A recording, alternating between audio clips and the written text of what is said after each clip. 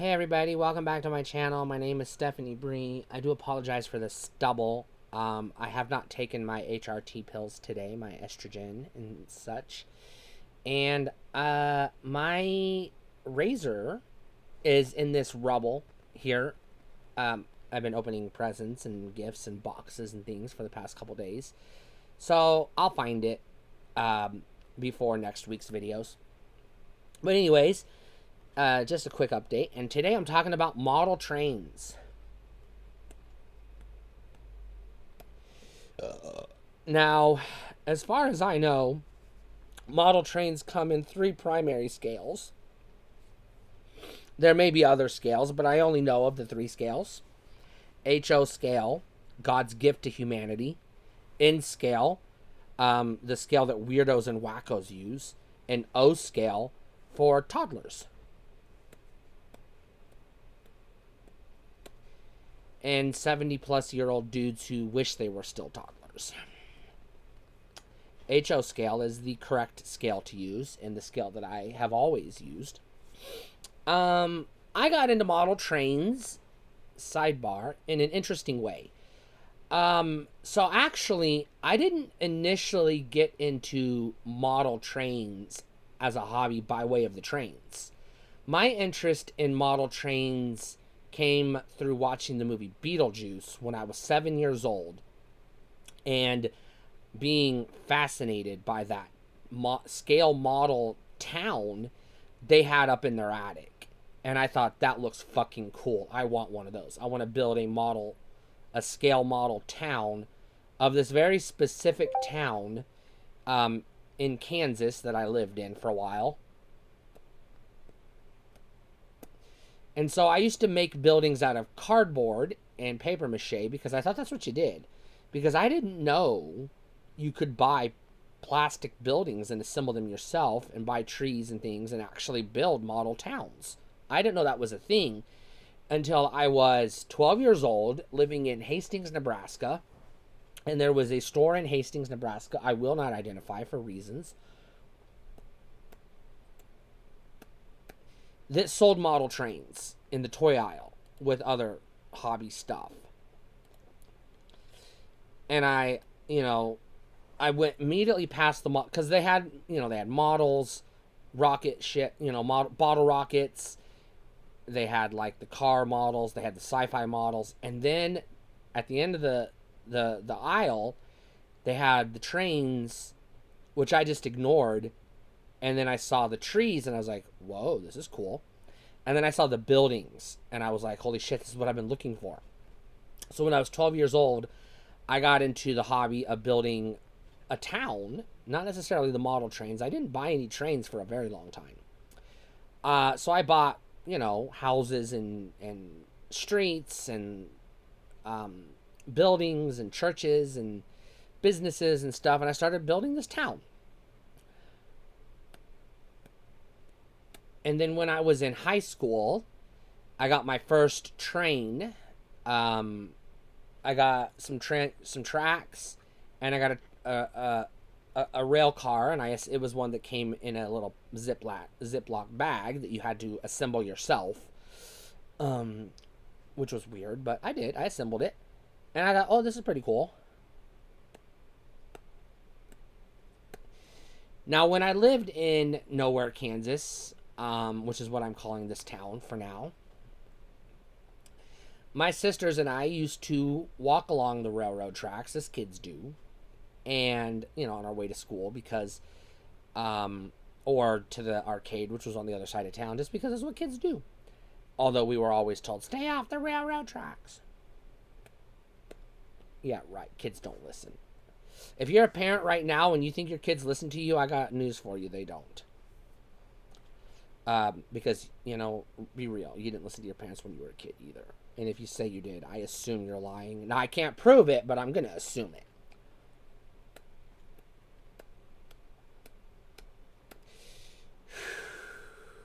But we had a co-op building in town because it was a farm town in Kansas. And so we used to go down to the co-op building and buy, a bottle of pop because this is where they sold the pop in town. because the grocery store went out of business because this was a small town and it was dying piece by piece. And we would watch the trains go by. And so I started to connect my passion for model railroad layouts, is what they're technically called, which for me it was just SimCity. Because once I discovered SimCity, I attached that to my model building. And so what I was doing is designing the city in SimCity and then trying to replicate that with models. Now, as I've mentioned a bajillion times before elsewhere, we moved around a fucking lot when I was a kid.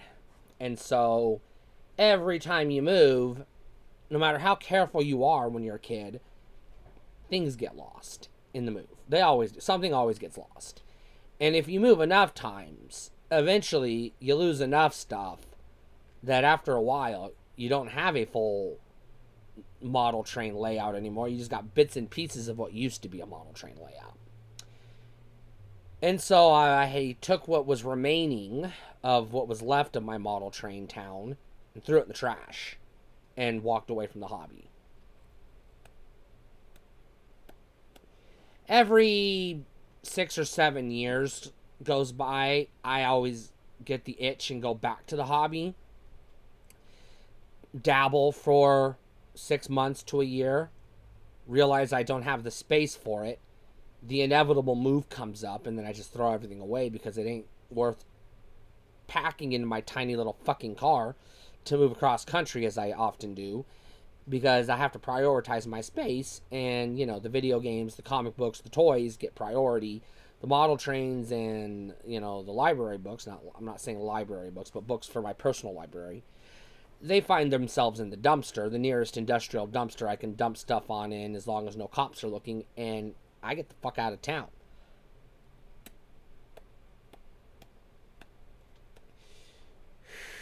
So, the most recent attempt is this past couple of months. I found a model train store, a dedicated model train store in town. And I decided instead of building a layout, I'm going to build a little, essentially a diorama on a card table. So that's my goal. So I'm currently collecting pieces to assemble for that. And I'll just have a little, you know, card table sized diorama that will satisfy my itch. And that will be my model train fix. So that's where I'm at right now. I have done both pre-assembled buildings where you just buy a box and the building is ready to go. And I've bought buildings you have to assemble yourself, either glue together or snap together. I prefer the snap together because I get glue stuck on my hands, and then I get my hands stuck on the furniture, and then I get stuck to the furniture, and it's a mess. I'm not very good with glue. And we're talking super glue here. So this is the kind of glue you can get stuck to the furniture real easy, and then you're kind of SOL. So I prefer the snap together or pre-assembled. Pre-assembled buildings cost a little bit more. The snap together ones tend to be a little bit more expensive than the glue together ones because they're easier to assemble, and the glue together ones literally come in a plastic bag and you just glue them together and assemble it. Whereas the snap together ones tend to come in a cardboard box, and the pre-assembled ones are usually just a building on the shelf at the store in the glass case that you just buy or ask for, and then they give it to you. You negotiate the price or ask how much it is. I shouldn't say negotiate. You ask how much is this, they give you a price, and then you decide to pay it or you keep shopping.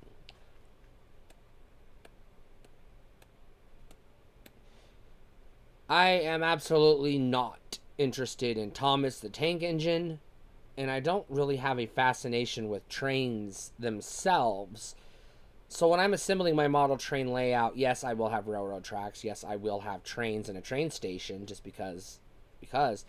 But the trains will not follow a track, and there will not be an engine that is powered that will go around in a circle and pull cars. That will not happen. I do not fuck around with electronics.